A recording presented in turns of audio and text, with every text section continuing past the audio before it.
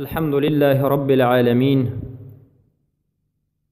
والصلاة والسلام أتمان الأكملان على سيد الأنبياء والمرسلين، سيدنا ونبينا محمد وعلى آله وأصحابه أجمعين. أما بعد، السلام عليكم ورحمة الله وبركاته. برادران و خواهران عزیز، بارک الله فیکم. این حلقه 11 از آموزش کلمه توحید می باشد. در این حلقه باقی مانده از مسائلی که تعلق به شهادت دوم، یعنی محمد رسول الله صلی الله علیه و سلم دارد، به شما بیان و شرح و توضیح کرده می شود.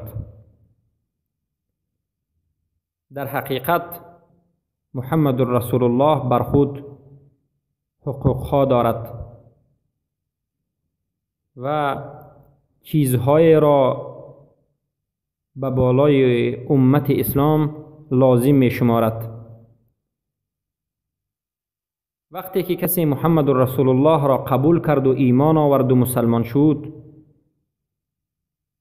یا به تمام این چنین مسلمان ها امتان محمد صلی الله علیه و سلم به جا آوردن حقوق محمد رسول الله و لوازم هایی که محمد رسول الله از ما میخواهد ضرور است. اولین چیزی که محمد رسول الله از ما طلب می نماید و این چیز را به ما لازم می شمارد و حقوق محمد رسول الله است، از حق محمد رسول الله است، این حکم کردن به حکم الله رب العزة والجلال و تحاکم کردن به هدی و منهج رسول اکرم صلی الله علیه و سلم و سنتش، و هدی و منهج و سنتی کسی را یا عملی کسی را از هدی و منهج و عملی رسول اکرم صلی الله علیه و سلم افضل ندانستن. در حقیقت کسی که محمد رسول الله صلی الله علیه و سلم را حقیقی گفته است، باید به حکم الله حکم بکند، به آن چیزی که الله فرستاده است به قرآن و به سنت باید حکم بکند و مشکلات خود را و تمام کمبودی های خود را در زیر دو این مصدر قرآن و سنت حل و فصل و محاکمه نماید. و این از حق محمد رسول الله است. انسان محمد رسول الله بگوید کسی دیگری را از محمد صلی الله علیه و سلم افضل داند، این محمد رسول الله که گفته است دروغ است. بارک الله فیکم. پس این چیزهای لازم و حقوقهای ضروری محمد رسول الله است. و دومین چیز این دوست داشتن مؤمنین، موالاتشان. موالات یعنی دوست داشتن آنها و کمک کردن و نصرت دادن مؤمنین و بعد دیدن و دشمنی کردن کافرین. کسانی که نبوت رسول الله صلی الله علیه و سلم را جحد می کنند و رد می کنند، یا که اعراض روی گردانیدند از رسول اکرم صلی الله علیه و سلم و از سنتش، با آنها دشمنی کردن و بغض عداوت کردن. و این از چیزهای به نهایت لازم است. این از چیزهای لازمی محمد رسول الله است. کسی که محمد رسول الله کرد باید این عمل را انجام بدهد و این حقوق محمد رسول الله است. وقتی که این عمل را انجام ندادید، حقوق محمد رسول الله را و چیزی یک لازمی اش را ترک کرده اید. بارک الله فیکم. و سومین چیز که از لوازمات و از حقوق محمد رسول الله است، پیروی کردن رسول الله، اقتدا نمودن بر رسول الله و الگوی خود را محمد صلی الله علیه و سلم رسول الله قرار دادن و از بدعت و خرافات و زلالت و از کفر و شرک دست کشیدن و یگانه الله را پرستش نمودن و عبادت کردن به همان عبادتی که و به همان شرعی که رسول الله تعلیم داده است. یعنی بجز تعلیم رسول الله و بجز آن عبادتی که رسول الله خبر دادند، به این به غیرش الله را نپرستیدن. چهارمین چیزی که از ضروریات، از لوازمات و از حقوق محمد رسول الله هست، این است که جهاد کردن در راه الله و نابود کردن کافرین، کسانی که رسول الله صلی الله علیه و سلم را دشنام می‌دهند و هدی و منهج رسول الله را نابود می‌کنند و آنها را به اسلام دعوت نمودند. و البته این یکی از ضرورت ترین حقی و لوازم محمد رسول الله است. پنجمین لازمی و حقوق محمد رسول الله این دوست داشتن محمد رسول الله است و دوستداری رسول الله را از همه دیگر دوستداری و محبت ها پیش گرفتن. محبت رسول الله باید از دیگر تمام محبت ها پیش بیستد. حتی از پدر و مادر و از نفس خودتون باید محمد صلی الله علیه و سلم پیش بیستد. شما گفته رسول الله را از گفته همه پیش بگیرید، اطاعت رسول الله را از اطاعت همه پیش بگیرید، حب رسول الله را در قلبتون از حب همه پیش بگیرید، از حب پدر و مادر حتی پیش بگیرید. در حقیقت کسی که در حقیقت محمد صلی الله علیه و سلم را از همه زیاد دوست می‌دارد، حتی از خودش و از پدر و مادرش، پدر و مادر خود را احترام می‌کند. معنیش این نیست که به دیگران دشمن شوید، معنیش این است که اول پیامبر صلی الله علیه و سلم. ششمین لوازمات و حقوق محمد رسول الله این است که به تمام آن چیزی که محمد صلی الله علیه و سلم آمده است و شرع کرده است و شریعت کرده است و به ما خبر داده است و امر کرده است، نهی کرده است، نهی کرده است، راضی شدن به همه گفته های رسول الله، به همه شریعت رسول الله تسلیم شدن، راضی شدن، قبول کردن، پابرجا عملا اجرا کردن، انقیاد کردن. بارک الله فیکم. و این ضرورت ترین یکی از لوازمات محمد رسول الله است. وقتی کسی محمد رسول الله میگوید این ضرور است که باید این چنین باشد. هفتمین حقوق و لوازم محمد رسول الله این است که غلو نکردن در حق رسول الله صلی الله علیه و سلم، حد را نگذاشتن، افراط نکردن و محمد صلی الله علیه و سلم را یک واسطه شرک نگرفتن.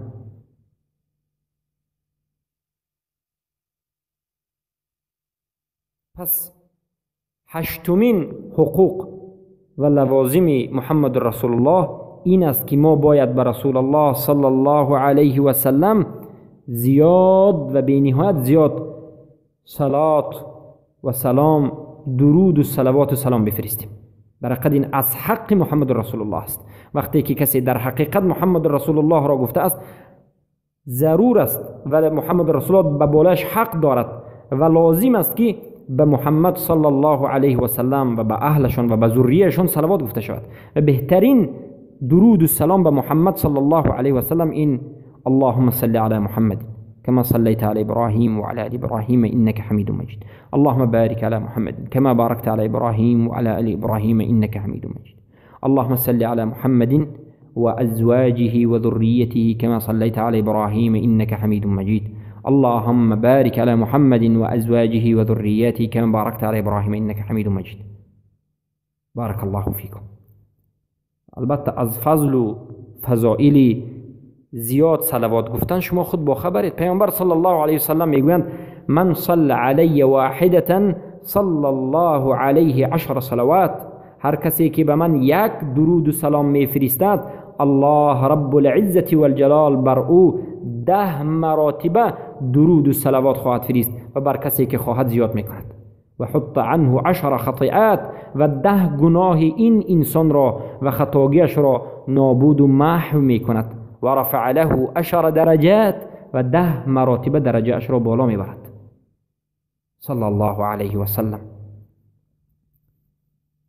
پس خصوصا در روزهای جمعه باید بر رسول اکرم صلی الله علیه و سلم صلوات بفرستید. خیلی که در این مسئله حدیث های صحیح وجود دارد و این 8 ذکری که به شما کردیم حقوق ها و لازم های لوازمات محمد رسول الله بود. حکم کردن به حکم الله، دوست داشتن اهل کلمه، پیروی کردن رسول الله، در همین راه جهاد کردن و دوست داشتن و پیش گرفتن رسول الله صلی الله علیه و سلم، محبت رسول الله صلی الله علیه و سلم، راضی بودن به تمام چیزی که رسول الله آمده اند و غلو نکردن و شرک نکردن و زیاد صلوات و درود فرستادن. بارک الله فیکم. و این چنین محمد رسول الله به خود شکننده ها دارد، یعنی لا اله الا الله شکننده های خاص، حقوق های خاص، و محمد رسول الله شکننده های خاص و حقوق های خاص دارد. بعضی از این انسان ها کافر می شود یا که مرتد می شود به سبب ترک از شرط ها یا که از شکننده های لا اله الا الله، به سبب واقع شدن به شکننده های لا اله الا الله. و بعضی دیگر سبب کافر شدن و مرتد شدنش این که به شکننده از شکننده های محمد رسول الله واقع می شود. یکمین شکننده محمد رسول الله این ایمان آوردن به محمد صلی الله علیه و سلم یا ترک کردن ایمان به محمد صلی الله علیه و سلم یا رد کردن رسالت و نبوت محمد صلی الله علیه و سلم. هر کسی که مسلمان بود بگوید که من رسالت رسول الله و نبوتش را رد میکنم، یا که به محمد صلی الله علیه و سلم از همین روز عبارت ایمان نمی آرم به رسالتش یا به خودش همچون پیامبر صلی الله علیه و سلم. البته این انسان محمد رسول الله شکست و کافر شد و مرتد شد. و دومین شکننده محمد رسول الله اعتقاد نکردن بر این که محمد صلی الله علیه و سلم خاتم الانبیا هستند. یعنی کسی اعتقاد بکند که محمد در حقیقت رسول الله هستند اما آخرین رسول الله نیستند، بلکه بعد از محمد با رسول الله دیگر است، بگوید البته این محمد رسول الله شکسته است و کافر و مرتد شده است. اگر به همین اعتقاد بمیرد خالدا مخلدا فی النار است. و شکننده سوم محمد رسول الله این است که حد یعنی منهج و راه و رفت و رویش، حد و منهج و سیره کسی را از حد و منهج و سیره و تاریخ رسول اکرم صلی الله علیه و سلم افضل داند. دیگر انسان را حدیش را، راهش را، زندگیش را، طریقش را از راه و رویش و طریقه رسول الله بهتر داند. البته اینم محمد رسول الله شکسته است و کافر مرتد شده است. چهارمین شکننده محمد رسول الله تحاکم نکردن، یعنی طلب حکم نکردن به حکم رسول الله. حکم رسول الله را به یک طرف گذاشتن، ترک کردن. در یک مشکلی از مشکلی شما رسول الله حکم کردن اما رد کردن حکمش قصدن باشد و دیده و دانسته انسان رد بکند، البته این شکننده محمد رسول الله است. یا جهلش هم از سبب اعراض به وجود آمده باشد. و پنجمین شکننده محمد رسول الله این تسلیم نشدن به حکمها و امرهای شرعی رسول اکرم صلی الله علیه و سلم. بعضی انسان ها میگن که من ایمان آوردم، لا اله الا الله شهادت میدهم، محمد رسول الله شهادت میدهم، اما وقتی که حکم از حکمهای رسول الله و امر از امرهای رسول الله به این انسان میرسد، امر رسول الله و حکمش را رد میکنند، جهت میکنند، یعنی رد میکنند، از این گفته و حکم و امر رسول الله روی میگردانند و این البته با این عملشون محمد رسول الله میشکند. ششمین شکننده اش مسخره کردن رسول الله یا مسخره کردن و شوخی و استهزا کردن صحابگان رضی الله عنهم، یا که کم نشان دادن رسول الله، انتقاص کردن یعنی کمبودی کافتن رسول الله، یا در رسول الله یگان کمبودی را نسبت رسول الله ذکر کردن، شوخی و استهزا کردن نسبت خودشان یا نسبت خانواده اشان، عرضشان، زنهایشان، یا قذف کردن. قذف یعنی طعنه زدن به زنا زنهایشان را یا پدر و مادرشان را، حتی پدر و مادر رسول الله اکرم صلی الله علیه و سلم را کسی که طعنه به زنا میزند یا که زنهای رسول الله اکرم صلی الله علیه و سلم را طعنه به زنا بزند، البته این محمد رسول الله که ایمان آورده بود این شهادتش شکسته است و نابود شده است و از اسلام بیرون شده است. هفتمین شکننده اش بد دیدن رسول الله، بغض و عداوت داشتنش نسبت رسول الله، یا بغض و عداوت داشتنش نسبت صحابگان رسول الله، یا که بغض و عداوت و بدبینی کردن نسبت چیزی از چیزهایی که رسول الله آوردند، سنت از سنت های رسول الله صلی الله علیه و سلم. و هشتمینش شکننده محمد رسول الله اعراض از سنت رسول الله صلی الله علیه و سلم. اعراض یعنی روی گردانیدن، دیده و دانسته ترک و قصد کردن ترکش، یعنی قصدن ترک کردن سنت از سنت رسول اکرم صلی الله علیه و سلم. نهمین شکننده محمد رسول الله دروغ شماریدن خبرهایی که رسول اکرم صلی الله علیه و سلم به من و شما خبر دادند. سبحان الله، همه این شکننده های محمد رسول الله هست. وقتی که محمد رسول الله می شکند از اسلام بیرون می شود. چگونه ای که لا اله الا الله شکند، لا اله الا الله شکند، از اسلام بیرون می شود. شکننده های لا اله الا الله و شکننده های محمد رسول الله همه یک چیز هستند. امروز چقدر مسلمان ها خود را مسلمان می دانند و استهزاء و شوخی می کنند، چقدر مسلمان خود را مسلمان می داند و بغض و عداوت به ریش یکی از سنت های رسول الله، بغض و عداوت به حجاب دارد. میگوید که حجاب این یک مال بیگانه است، مال این عمل ما نیست، ما این را بد میبینیم. حجاب کشین میکند. همه این حجاب کشان، مبارزان حجاب، همه اش به کفر واقع شده است.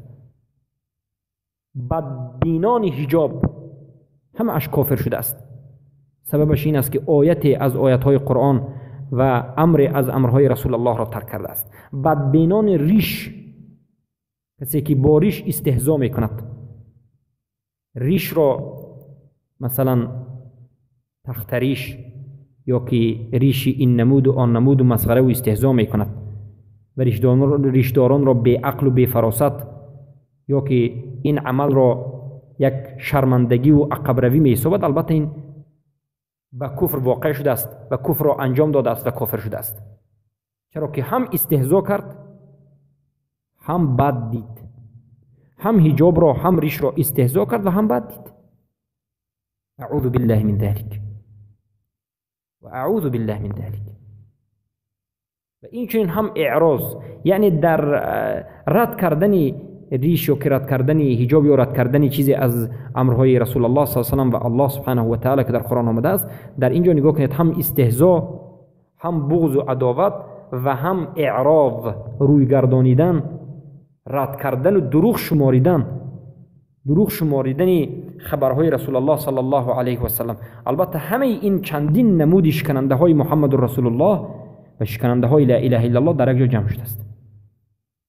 دروغ شماریدن خبرهای رسول الله صلی الله علیه و سلم نومین شکننده است. و دهمین شکننده محمد رسول الله این است که کسی اعتقاد بکند که دیگر انسانی هست که از محمد صلی الله علیه و سلم افضل است. یعنی یک اعتقاد داشته باشد که از محمد صلی الله علیه و سلم دیده کسی دیگر افضلتر وجود دارد. البته این عقیده محمد رسول الله را میشکند و شهادت را نابود میکند و اسلام را بیرون میکند. چنانه که فلسفی ها و صوفی ها، غلات صوفی ها میگند نبوت این مکتسبه هست. میگن مکتسبه یعنی این است که نبوت، پیامبر شدن، میگن این از جانب الله نیست، هر کس میتواند میگن پیامبر بشود. یعنی یک راههای خاص خود را دارد که انسان میتواند میگن پیامبر بشود. البته این سخن دلالت میکند که از پیامبر صلی الله علیه و سلم دیده بعضی انسان ها با میتوانند که پیامبر بشند یا که حتی افضل از پیامبر صلی الله علیه و سلم باشند، که البته این چندین کفر، این عقیده چندین کفر را در بر میگیرد که البته این عقیده کفر است و صاحب کسی که این چنین اعتقاد دارد کافر میشد. شکننده محمد رسول الله شکننده شهادت دوم است. 11مین شکننده محمد رسول الله این است که هر کسی گمان بکند که از دین و از شریعت و از سنت پیامبر صلی الله علیه و سلم برآمدن و ترک کردن جایز است و اجازت است، یا به یگان نفر اجازت است، اگر به خودش هم نباشد به یگان نفر دیگر بگوید که به فلان نفر از دین برآمدن جایز است، عمل نکردن به دین جایز است. چخیلی که این عقیده را هم غلات صوفی اینچنین در اعتقادش دارد. و 12مین شکننده محمد رسول الله عبادت کردن محمد صلی الله علیه و سلم، استغاثه، طلب فریاد و کمک کردن و طلب شفاعت کردن. از خود پیامبر صلی الله علیه و سلم بگوید که پیامبر من شفاعت کن، بگوید یعنی این معنا. و از دیگر انجام عبادت هایی که خاص به الله باید انجام داده شد به پیامبر صلی الله علیه و سلم کردن، این شرک است و این حرام است و این محمد رسول الله صلی الله علیه و سلم این شهادتی که داده این شهادتان را نابود میکند و انسان را همه این 12 ذکر کرده هم از اسلام بیرون میکند. بارک الله فیکم. پس این دلالت میکند، این سخنهای گفته ما دلالت میکند که انسان باید به دینش اهمیت بدهد. انسان باید به دینش اهمیت بدهد. انسان وقتی که یک سخن را میگوید و میگوید که من مسلمان شدم، باید این شروط ها را به جا بیاورد و از این شکننده ها خود را دور بگیرد. این حقوقی که محمد رسول الله بر بالای شما دارد، این حقوقی که لا اله الا الله محمد رسول الله بر بالای شما دارد، لوازماتی که لا اله الا الله محمد رسول الله بر بالای شما دارد، انسان باید همه اینها را انجام بدهد و از این تمام شکننده ها خود را باید دور بگیرد تا که مسلمان واقعی باشد و به رحمت الله سبحانه و تعالی و به رضایش نائل گردد و به جنت داخل بشود. جنتی که ابدالابد است، جنتی که در اونجا مرگ وجود ندارد، جنتی که انسان جوان و زیبا میگردد، جنتی که زیر خاکش زعفران است، جنتی که غشتهایش یک غشت طلا و یک غشت نقره است، جنتی که قصرها و زنها دارد، جنتی که انسان اگر اهل عائله‌اش مؤمن و مسلمان باشد به اهل عائله زندگی خواهد کرد، جنتی که در اونجا الله سبحانه و تعالی را خواهد دید. پس این جنت هم تو به شما به وجود کفر و گناه و به وجود ترک شریعت داده نمی شود، بلکه این جنت مکافات عمل شما است. جزاء بما كانوا يعملون، جزای مکافات برای شما به خاطر اینکه شما عمل می نمودید. الجزاء من جنس العمل، مکافات هم از جنس عمل است، جزا هم از جنس عمل است. البته الله سبحانه و تعالی به رحمتش و مغفرتش و این چونین به سعت رحمتش به ما نعمتش را از عبادت ما 10,000 مراتب زیاد می دهد. اما عبادت سبب است، اما بزرگترین عبادت انمین فهمیدن و آموختن لا اله الا الله و به جا آوردن حقوقهای لا اله الا الله محمد رسول الله و حقوقهای و لوازماتهای لا اله الا الله محمد رسول الله و از شکننده های لا اله الا الله محمد رسول الله دور گرفتن انمین بزرگترین عبادت است. انسان هر روز نماز بخواند، هر روز روزه بدارد، تسبیح بگوید، اما شکننده لا اله الا الله محمد رسول الله را به جا بیاورد، حقوقهایش را به جا نآورد، در این حالت ببینید که عبادت به شما منفعت نمی بخشد. پس بزرگترین عبادت این تحقیق توحید است. بارک الله فیکم. معنای سخن این نیست که شما این چیزها را آموزید و عمل ننمایید، بلکه وقتی که انسان حقیقتا لا اله الا الله محمد رسول الله گفت، حتما عملش 100% به وجود می آید ان شاء الله سبحانه و تعالی. پس مسئله دیگری که ما به اون صحبت میکنیم شرط های محمد رسول الله. آیا محمد رسول الله شرط دارد یا ندارد؟ یعنی شرط هایی که اگر همون شرط به جا نآید یا انسان به جا نآورد محمد رسول الله نیست، قبول نمیگردد. بله، همون شرط هایی که لا اله الا الله دارد محمد رسول الله همون شرط ها را دارد. و البته ما شرط های لا اله الا الله را به شما ذکر نکردیم، حالا در حلقه های آینده به شما ذکر خواهد شد. پس لا اله الا الله و محمد رسول الله هر دویش 7 شرط دارد، یعنی هر دویش همراه، جداگانه نه. رکن لا اله الا الله نفی و اثبات جدا است، رکن محمد رسول الله ایمان به عبودیه و ایمان به رسالت این جدا هست. یعنی رکن لا اله الا الله محمد رسول الله از همدیگر دوتاگی جدا هست. اما در مسئله شرط لا اله الا الله و محمد رسول الله شرط هر دویش یک شرطش 7 شرط است. همون شرطایی که کلمت توحید لا اله الا الله گفتیم عیناً همون شرطهای صحت شهادت محمد رسول الله است. علم، پس ضرور هست که کسی که محمد رسول الله میگه علم داشته باشد. یعنی علم به معنای لا اله محمد رسول الله، به مقتضا و طلبات محمد رسول الله، به لوازم محمد رسول الله، به رکنهای محمد رسول الله، به شکننده های محمد رسول الله باید علم داشته باشد، یقین داشته باشد به همین محمد رسول الله، یقینی باوری 100% داشته باشد، شک و شبهه نداشته باشد. علم جهل را رد میکند، یقین شک و شبهه را، ریب را رد میکند. و این چنین سومینش صدق، حقیقتا راستین محمد رسول الله گفته باشد، دروغین نگفته باشد. وقتی که راستین میگویم یعنی دروغین را رد میکند، صدق دروغ را نیست میکند. اخلاص و محمد رسول الله به اخلاص باشد، از نفاق دور باشد، منافق نباشد. ظاهر انسان محمد رسول الله بگوید، باطن انسان رد بکند. البته این جایز نیست و محمد رسول الله صحیح نمی شود. یکی از این 7 شرط نابود گردد، محمد رسول الله صحیح نمی گردد، برای اینکه این شرط های صحت است. و این چنین قبول، رد، قبولی که رد کردن رو ترک می کند یا رد می نماید. یعنی محمد رسول الله را 100% قبول بکند، رد نکند. انقیاد پابرجا بودن که ترک را رد می کند. انقیاد یعنی عمل